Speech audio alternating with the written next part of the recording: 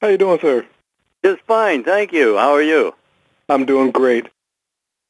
Wanted to talk today about physician, heal thyself.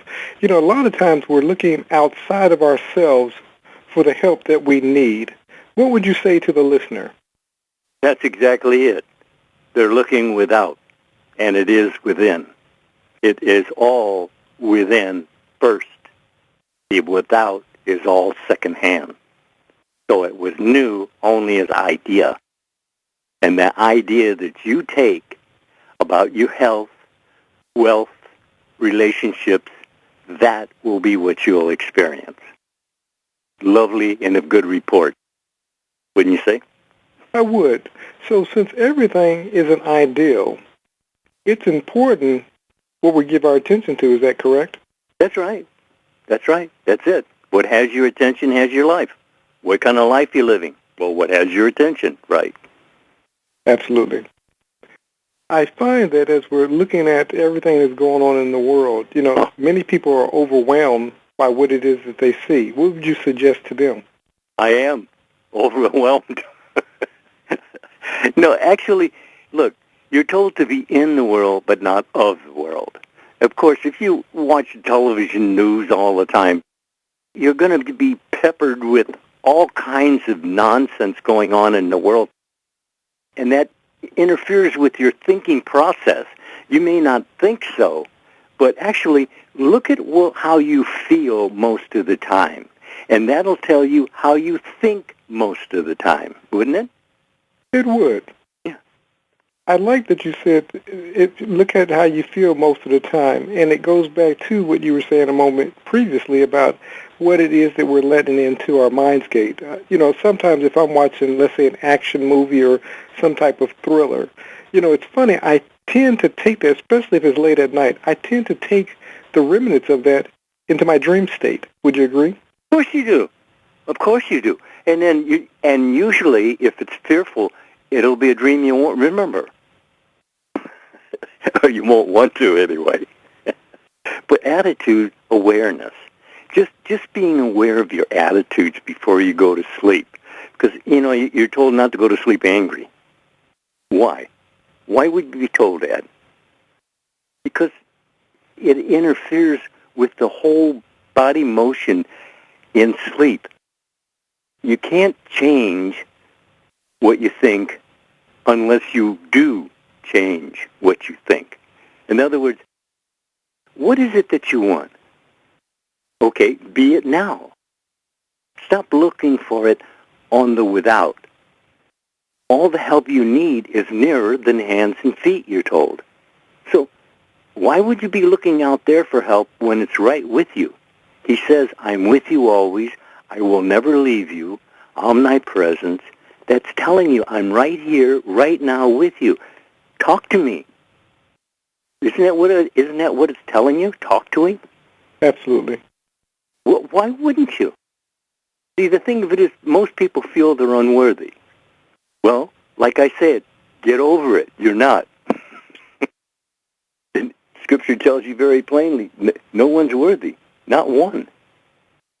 So it's not about worthiness. It is about willingness. Are you willing to take the time to sit in the silence and think feelingly about lovely and of good report? And if you think about it consistently, persistently enough, it'll be your world of everydayness experiencing. As within, so as a man thinketh in his heart, so is he. And that's not about gender either. So you're in control even if you're out of control, wouldn't you say? Absolutely. And going back to the worthiness, because I think a lot of times people get stuck there, but I want to clear something up also. It says that God is no respecter of person, and what he has done for one person, he'll do for another person. And so when we're talking about not being worthy, it's not because of what we've done, but because of who he is. Would you agree? That's right. Yes. Yes, absolutely.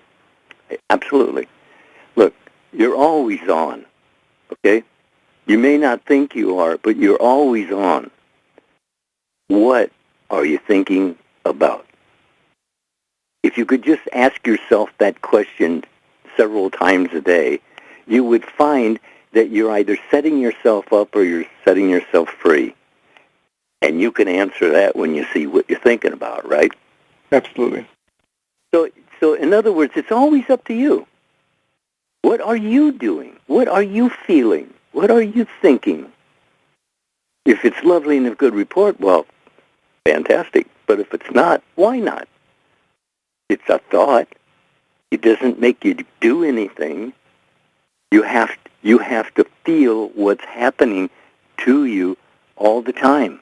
Because I can ask you any time of the day, well, what are you thinking about? How you feel? Just ask yourself that. What am I thinking about and how do I feel? Am I okay with it? If I'm not okay with it, then why am I thinking of it?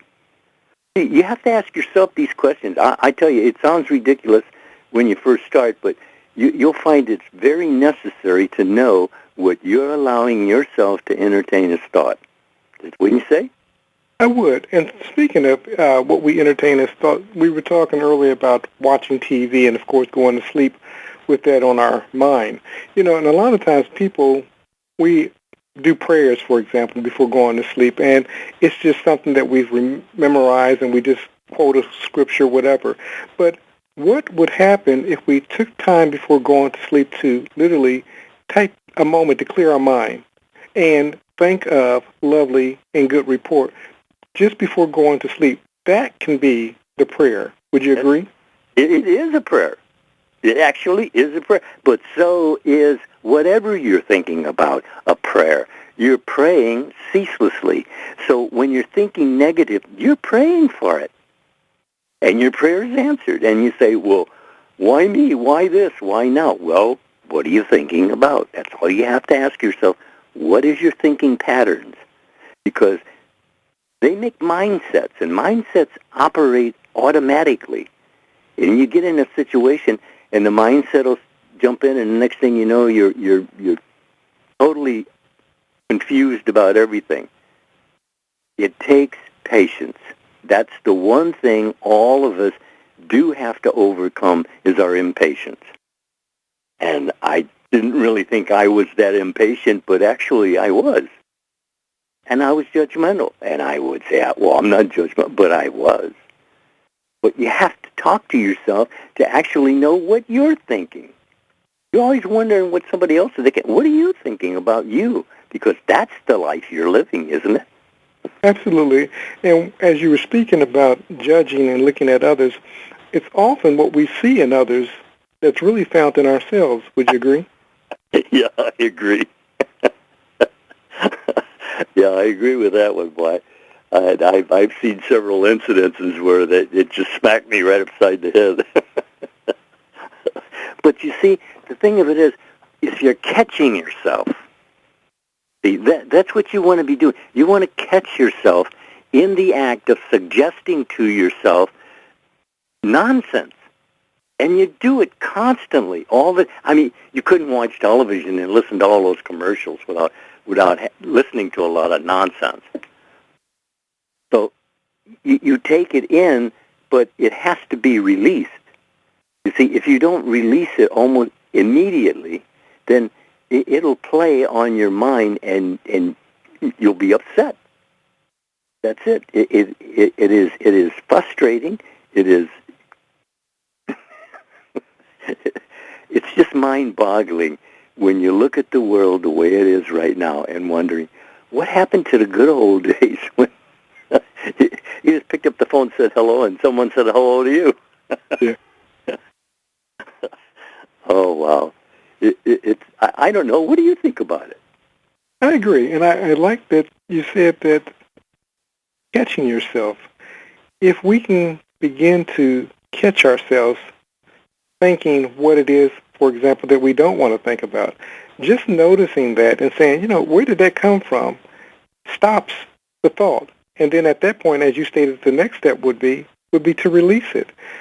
So a lot of times, most of us let these thoughts create a life of their own, and then it goes back to what you said earlier, what did I say, what did I do, how did I get here, why me?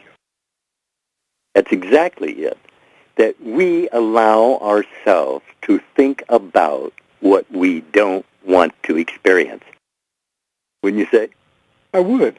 And so many of us find ourselves doing just that. And some of us are even fearful of dreaming up the monsters that we haven't even dreamed up yet. Yeah, actually, you're right. You're really right. They're worried about dreaming. See, the thing of it is that's going to sleep with an idea of whatever. It's all about belief. And you believe many things. Think of all the things you believe about. And did you actually examine that belief to see if it is what you think it is? See, we have a lot of false beliefs that we don't really recognize.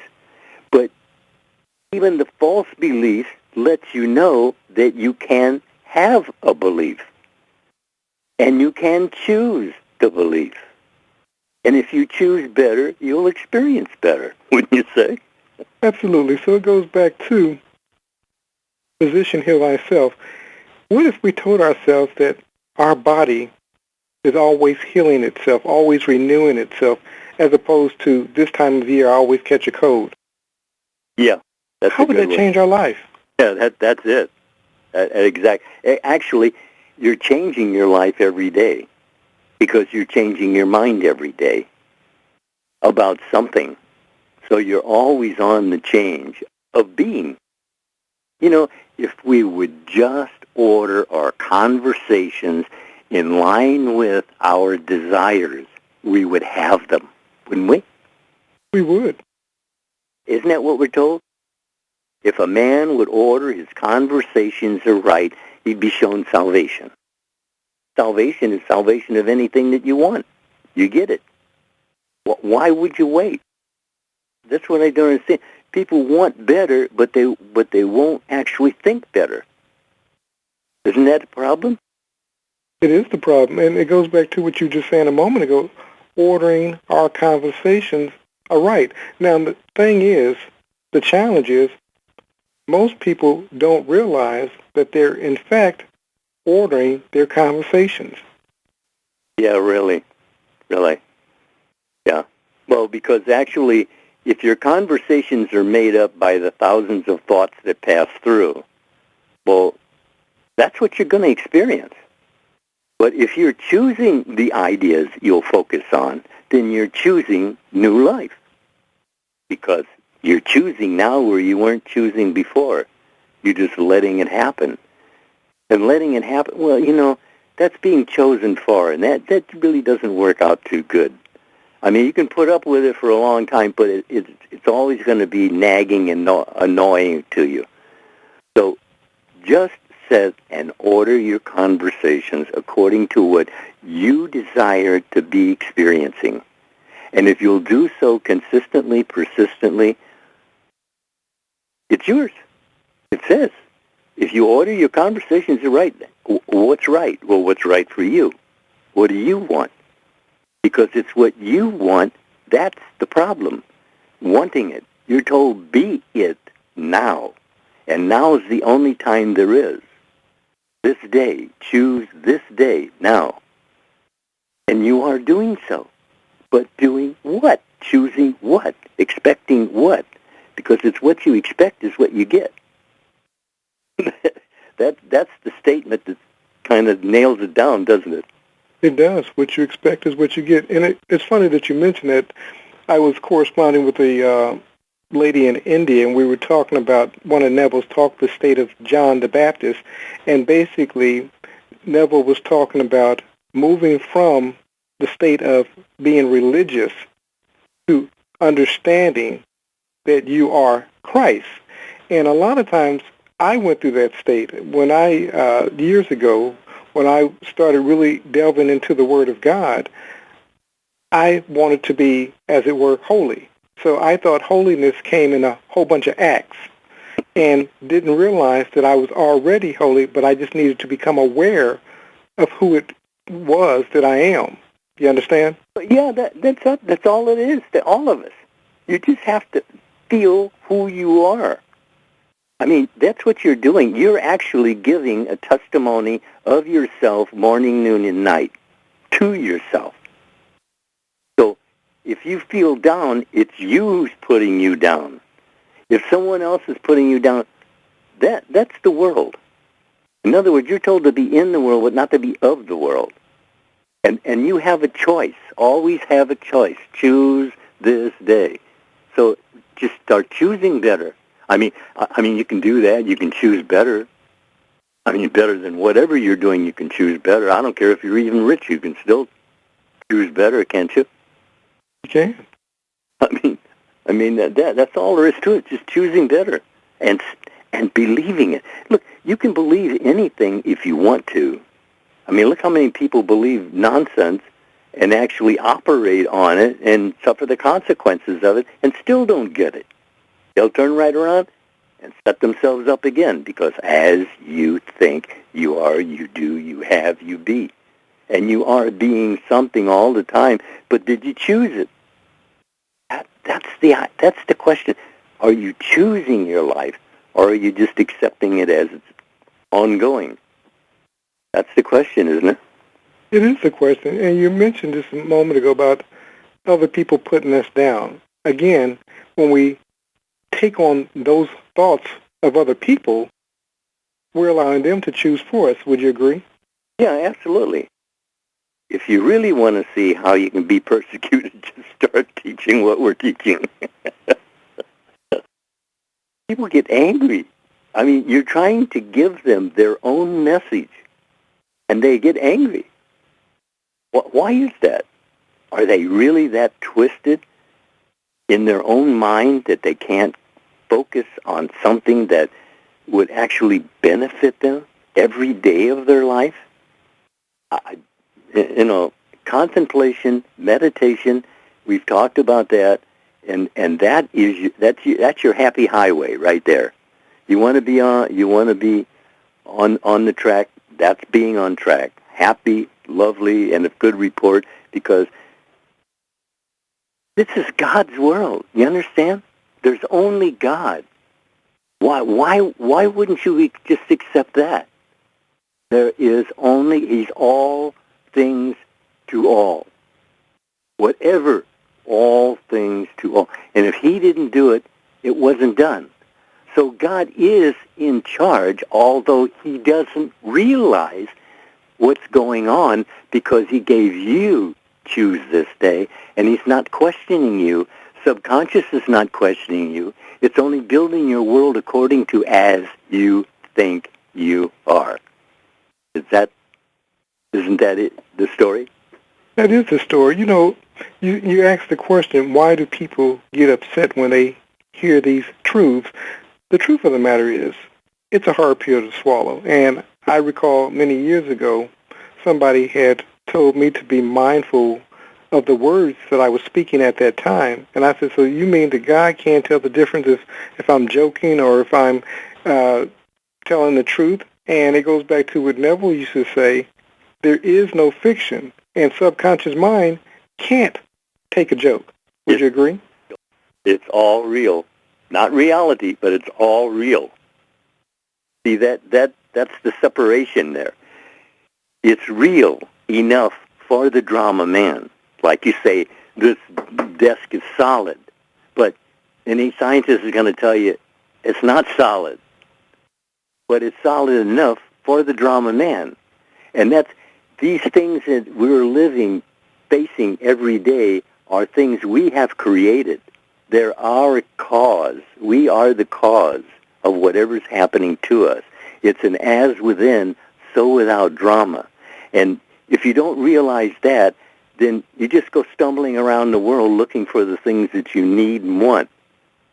But it isn't there that you find them. You find them in your own mind. As you think you are, you do, you have, you be. What are you doing? You just sit in the silence for a few times. Really, really be silent for a while. And really think, what am I talking to myself about? And what importance does it have? I mean, look, blind faith, that's just knowing about. It's knowing from. That's the difference that makes the difference. That's what answers your prayers positively. But your prayers are also answered negatively if that's what you choose. Because, as I said, you're given choose this day, and it's always this day. It's never yesterday. It's never tomorrow. It's always this day, isn't it? Absolutely. Absolutely. You know, and it goes back to, as we were talking about the hard pill to swallow, it says be in the world but not of the world. Most of us are operating from a mass consciousness, and what that means is we're operating from the world's consciousness. So we're in agreement. And it's when we begin to shift from that agreement to singular, individual consciousness, awareness, and we say, you know, this isn't real. You're absolutely right. I couldn't have put it better. And so as we're interacting with the world, as we become separate from it, people are angry because, see, you're saying something that's contrary to what the masses are saying. Would you agree? That's it. In other words, think only on things that are lovely and of good report. Why tell you to do that? I mean, really. I mean, there's a lot of things you got to do in this world, but why tell you to think only on things that are lovely and of good report? Look for the good in every situation.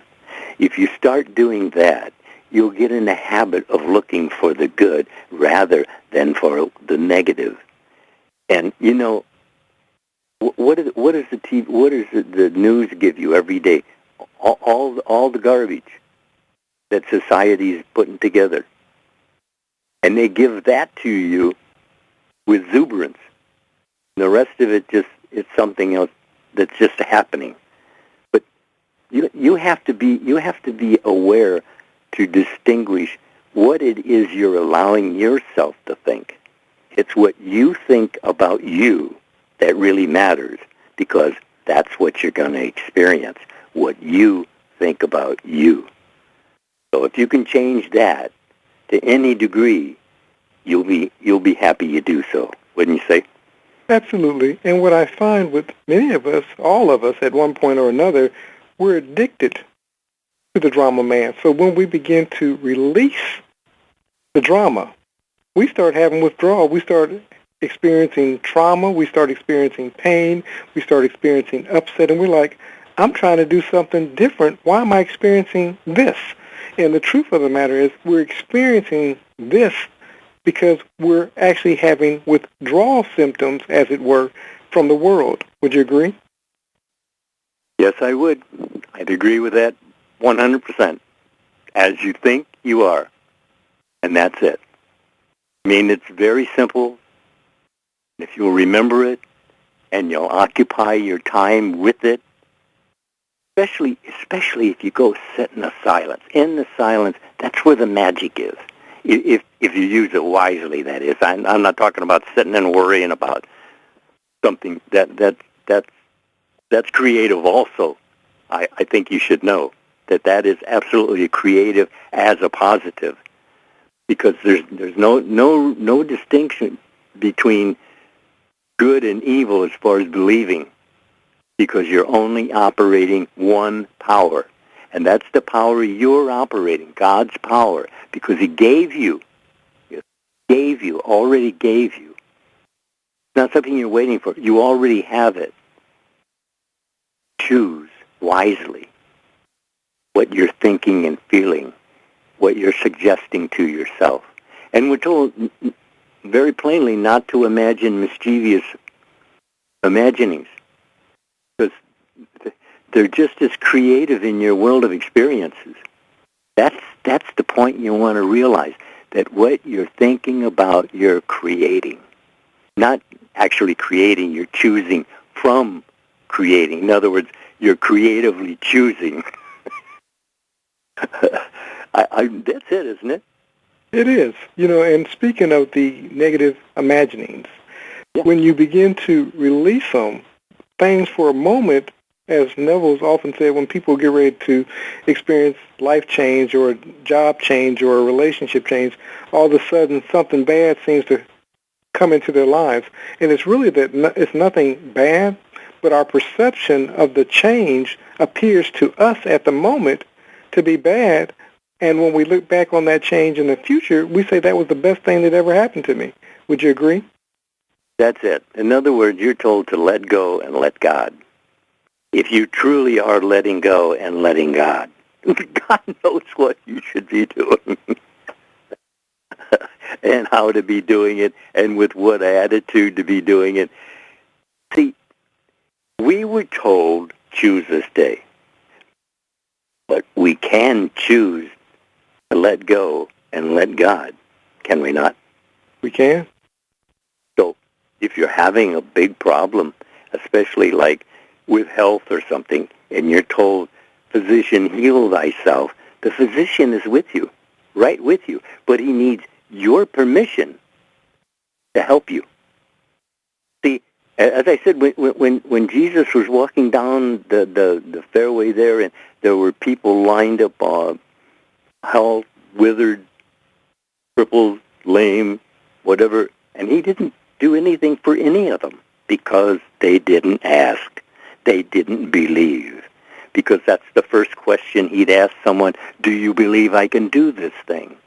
You see, it's your believing that creates your world of experiencing, that creates your everydayness.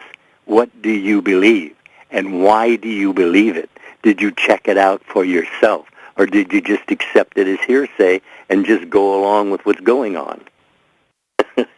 That can be bad news, can't it? It can be. And going back to believing, sometimes people will reach out to me, and Lord knows I don't mind, I love it. When they reach out and they say, DeCarlo, can you see for me a better future? And of course, I'll be more than happy to do that for the individual. The thing is, you have to be in agreement with me, because if I'm seeing a better future for you, but you're seeing chaos for you, you're undoing all the things that I'm seeing for you. Would you agree? Right, absolutely, absolutely. Because, look, one thing you can't get away from, that as you think you are. That's it.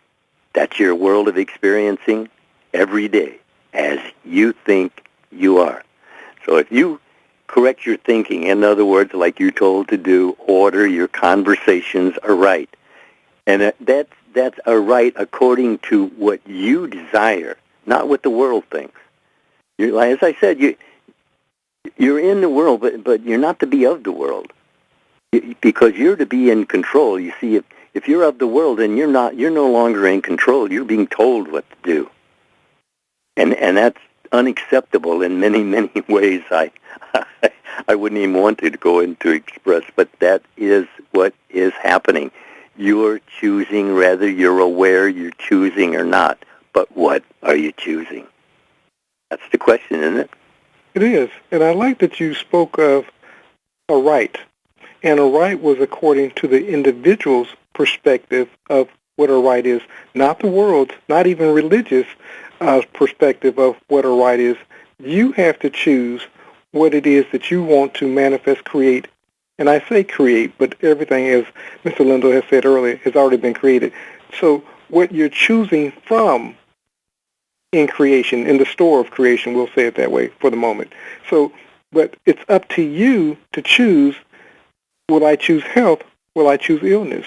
Would I choose poverty, or will I choose abundance? Would I choose a wonderful relationship, or will I continue to choose a negative relationship? The thing really is very, really very simple. God's not going to help you any more than he's going to help someone else. He's not going to help someone else more than he's going to help you. But the thing of it is that you receive not because you ask not, or you're asking amiss. In other words, you go to God and start telling him all your problems, well, then you're just going to get more problems, because that's what you're praying about, your problems. Don't do that. Subconscious mind's going to create your world exactly as you think you are. So you can change what you think you are, then you can change your life. And you can do so. You were given to do so. And you are doing so. But is it in favor of what you want? That's how you have to ask yourself. Is my life going all right? It is. Then I must be thinking all right. If my life is not going all right, then I must not be thinking right. Now, that's very simple, but that is the truth. As you think you are.